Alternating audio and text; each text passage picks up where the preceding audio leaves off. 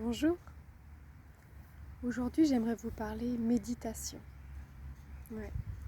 Parce que c'est assez souvent en ce moment que je propose la méditation aux personnes que j'accompagne. Et bien souvent, c'est un sujet qui fait peur. Rien que le mot peut inquiéter. Et oui, je me retrouve avec des personnes finalement qui sont inquiètes, qui ont essayé, qui ont trouvé ça compliqué et qui ont l'impression qu'il y a plein de limitations, que c'est presque un sport. Et du coup, j'aimerais évoquer quelques petites choses avec vous pour un petit peu dédramatiser la question. Parce que bien souvent, voilà, ce que j'entends, c'est la méditation, j'ai essayé, j'y arrive pas. Bon, j'y arrive pas, j'ai une mouche sur l'épaule, j'y arrive pas parce que c'est trop compliqué, il faut pas penser. On m'a dit, il faut réfléchir à rien et j'arrive pas, je me bats avec mes pensées. Et ça, c'est justement ce qu'il ne faut pas faire. Si vous commencez la méditation avec cet esprit de combat contre les pensées qu'il faut mettre de côté, il faut absolument ne pas penser, eh bien là, ça ne marche pas.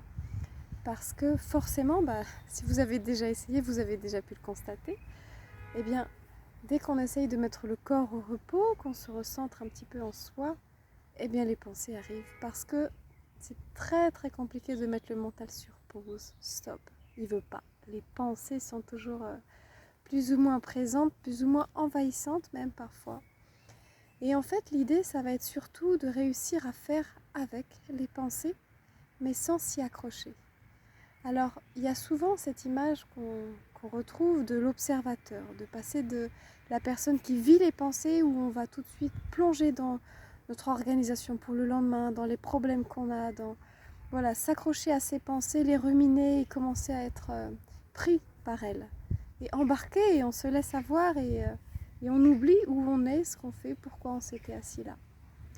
Et en fait, le fait de passer en observateur, c'est finalement essayer de les laisser passer, les accepter, les accueillir, parce que si vous êtes déjà dans le jugement, ah mince, j'ai pensé, il faut pas, déjà, vous êtes contre vous-même et donc vous vous jugez négativement et vous vous retournez dans cette spirale de dévalorisation. Et ça, je vous propose d'éviter de le faire le plus possible quand vous en avez conscience.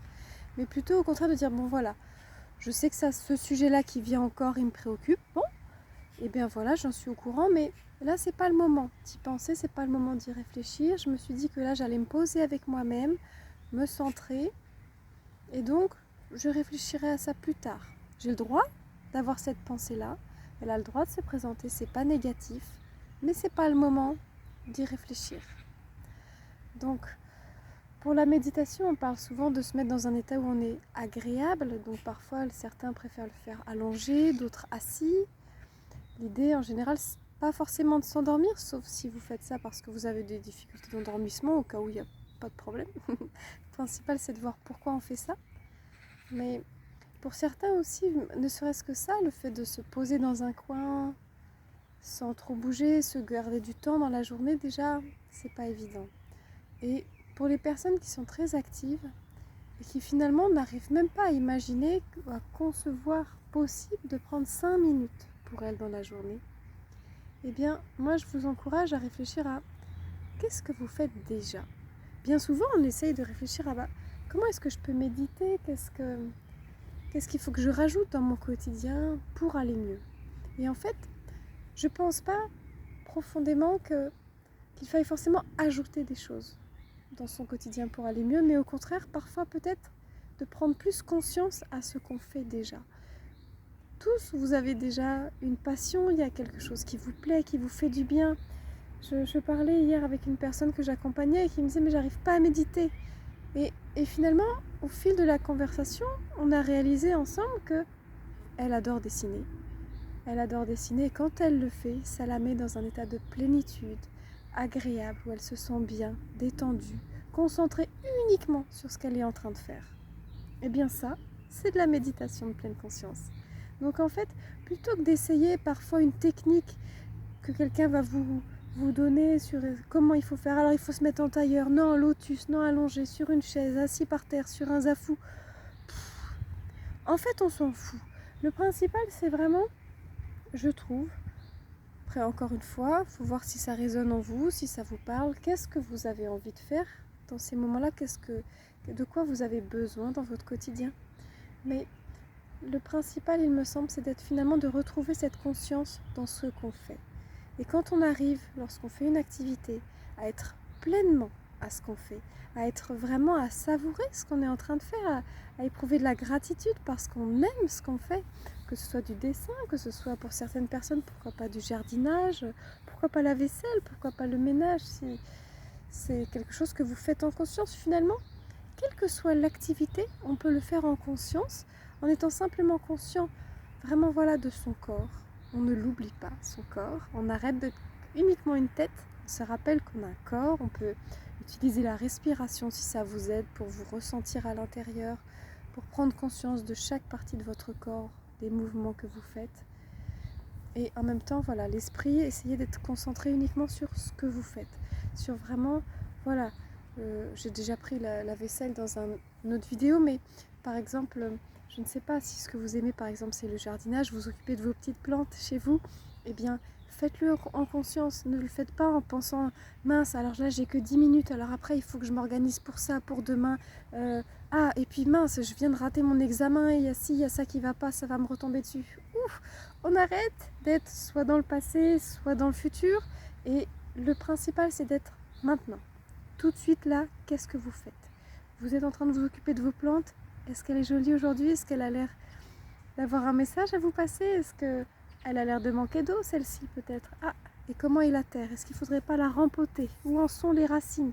Voilà, peu importe ce que vous trouvez, quelle est l'activité qui vous anime, qui vous fait du bien. Mais en général, le premier indice pour trouver ce qui vous fait du bien, si vous avez un doute, si vous n'êtes pas sûr, mais en général on le sait quelque part, mais on a du mal à écouter cette voix-là, c'est que quand vous commencez à en parler avec quelqu'un d'autre, tout de suite, il y a le sourire qui vient, vous vous redressez, il y a ce plaisir à en parler, à communiquer autour de ça. Et donc là, la personne en face de vous le voit forcément que c'est un sujet qui vous plaît, qui vous fait du bien. Et prenez conscience de ça, de cette activité qui est importante pour vous. Et écoutez-vous. C'est sacré, c'est important de l'instaurer dans votre quotidien. Arrêtez de la mettre de côté.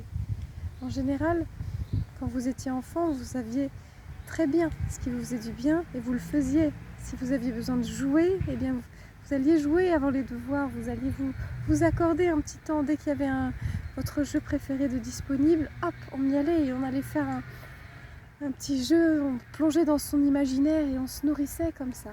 Et ça, c'est une richesse qu'on a toujours en nous. Mais parfois, en devenant adulte, on le met de côté, on l'oublie. On ne veut plus entendre cette voix d'enfant alors qu'elle est si précieuse, elle est si nourrissante. Et quand vous avez l'impression dans votre quotidien qui est plein, qu'il n'y a plus de place, il y a tellement de choses à faire, que vous sentez débordé, eh bien, pensez toujours que peut-être que 5 minutes prises pour vous nourrir, pour vous ressentir plus présent, plus ancré dans votre quotidien, eh bien, c'est évident que ça vous permettra après de retourner à votre travail, à ce qui est important pour gagner votre vie aujourd'hui, vous êtes plus efficace, plus présent à ce que vous faites, vous avancez plus vite, vous êtes mieux, plus détendu et donc vous ne faites plus les choses uniquement avec le stress et avec le mal-être et parce que vous êtes obligé. Si vous arrivez à vous accorder des moments pour vous, après vous retournez au travail, à toutes les choses un petit peu obligatoires et désagréables parfois, mieux. Donc voilà, je voulais faire cette petite vidéo vraiment pour vous aider à prendre conscience que je suis sûre qu'en réfléchissant, vous allez voir qu'en fait, vous méditez déjà dans votre quotidien. Et en fait, pour profiter pleinement des bienfaits, l'idée c'est de retrouver qu'est-ce que j'arrive à faire déjà chaque jour en conscience. Peut-être que ça va être boire une tasse de thé, mais le faire en profitant vraiment des saveurs, de l'odeur, de changer de thé à chaque fois ou alors retrouver le même parce qu'il vous rappelle des bons souvenirs, des bons moments. Profitez de ce moment-là que vous vous accordez en conscience, en pleine gratitude et arrêtez le temps qui passe. Vous êtes uniquement avec vous-même à l'intérieur et à l'intérieur, tout va bien maintenant parce que vous n'êtes pas à ruminer le passé, vous n'êtes pas à anticiper l'avenir, tout ce qui va arriver demain, tout ce qui est à préparer. Non, maintenant, tout de suite, vous êtes en sécurité avec vous-même, à faire quelque chose qui vous plaît. Donc vous êtes bien à l'intérieur de vous, à chaque instant. Si on savait rester toujours dans le présent, ça serait mieux, hein, ce serait plus facile. Je vous souhaite une très belle journée. N'hésitez pas à vous abonner, à aimer les vidéos. Et surtout, s'il y a des sujets, des questions que vous vous posez, auxquelles je pourrais peut-être vous éclairer, n'hésitez pas. Ce serait vraiment avec plaisir que je partagerai avec vous petites idées que je peux avoir. Voilà, à bientôt.